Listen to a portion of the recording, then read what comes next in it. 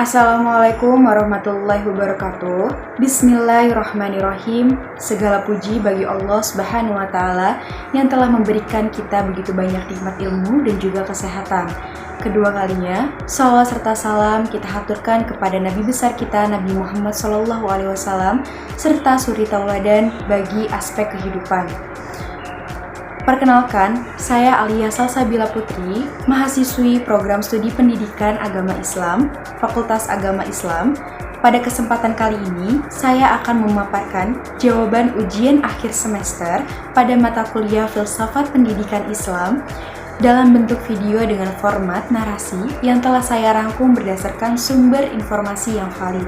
Tujuannya dari pemaparan ini adalah untuk mengkaji lebih dalam tentang konsep pendidikan Islam, pemikiran tokoh-tokoh filsafat Islam, serta penerapan kurikulum pendidikan agama Islam di era modern. Pertanyaan pertama.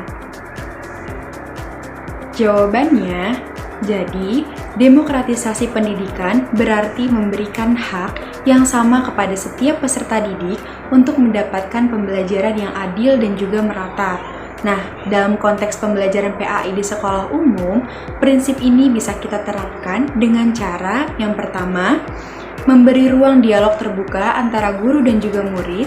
Yang kedua, menghargai perbedaan latar belakang agama dan budaya siswa. Serta yang ketiga, menyesuaikan metode pembelajaran agar inklusif dan juga adaptif terhadap kebutuhan peserta didik. Namun, tantangannya di era digital sangat kompleks seperti kesenjangan akses teknologi, keterbatasan literasi digital guru, dan maraknya konten keagamaan yang tidak terverifikasi. Maka, guru PAI dituntut untuk menjadi pendidik sekaligus pembimbing yang mampu memfilter informasi digital dan juga menanamkan nilai-nilai toleransi. Pertanyaan kedua.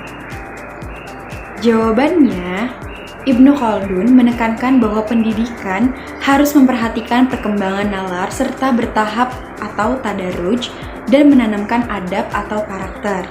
Nah, dalam kurikulum Merdeka, pendekatan ini sangat relevan karena siswa diarahkan untuk merdeka belajar sesuai kemampuan dan juga tahapannya. Yang pertama, sintesisnya bisa berupa pembelajaran PAI yang menyentuh 3 ranah, yaitu kognitif, afektif, dan juga psikomotorik.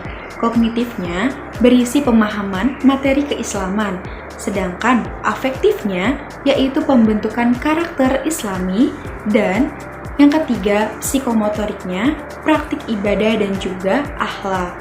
Misalnya, di tingkat SMP, guru dapat menggunakan metode proyek berbasis masalah sosial, lalu mengaitkannya dengan nilai Islam dan praktik adab terhadap sesama. Pertanyaan ketiga. Jawabannya, pandangan Kiai Haji Ahmad Dahlan sangat relevan untuk zaman sekarang. Integrasi agama dan juga sains bisa membentuk siswa yang tidak hanya cerdas secara akademis, akan tetapi juga berkarakter kuat. Dan dekadensi moral seperti bullying, pornografi, dan kurangnya rasa tanggung jawab bisa ditekan dengan pendekatan pembelajaran yang mengaitkan antara sains dan juga nilai-nilai Islam. Contohnya, dalam pelajaran PAI, guru bisa mengangkat topik ekologi atau teknologi, lalu dikaitkannya dengan ayat-ayat Al-Quran dan juga hadis tentang amanah dan juga tanggung jawab terhadap alam. Nah, hal ini juga membentuk kesadaran moral dan juga intelektual secara bersamaan. Pertanyaan keempat. Jawabannya, Kiai Haji Hashim Asy'ari percaya bahwa inti pendidikan adalah akhlak. Ia juga menegaskan pentingnya adab terhadap guru sebagai landasan keberkahan ilmu. Nah, dalam konteks pengembangan karakter siswa, nilai ini tuh sangat penting diterapkan dalam pendidikan agama Islam sebagai modal pembelajaran yang menekankan keteladanan dan juga penghormatan. Nah, ketika siswa menghormati guru dan mengamalkan nilai akhlak dalam keseharian, maka krisis keteladanan yang marak terjadi seperti kehilangan rasa hormat terhadap otoritas moral bisa mulai dikurangi. Pertanyaan kelima. Jawabannya, Pemikiran Ahmad Hassan cenderung mendukung reformisme. Meski berbasis pada Al-Quran dan juga hadis, beliau menolak taklid buta dan mendorong ijtihad. Nah, dalam konteks PAI, hari ini, pendekatan purifikasi ini penting untuk menyaring ajaran yang tidak sesuai dengan sumber utama Islam, namun tetap terbuka pada pendekatan rasional dan juga kontekstual, yang dimana artinya pendidikan Islam perlu disucikan dari pengaruh budaya yang bertentangan dengan ajaran Islam tanpa menolak kemajuan. Pertanyaan ke-6. Jawabannya, ontologi, epistemologi, dan juga aksiologi adalah 3 dasar penting dalam filsafat pendidikan Islam yang saling berkaitan dan juga menjadi landasan dalam menyusun visi dan juga misi program studi pendidikan agama Islam. Ontologi menekankan bahwa manusia adalah makhluk Allah yang memiliki tanggung jawab sebagai khalifah.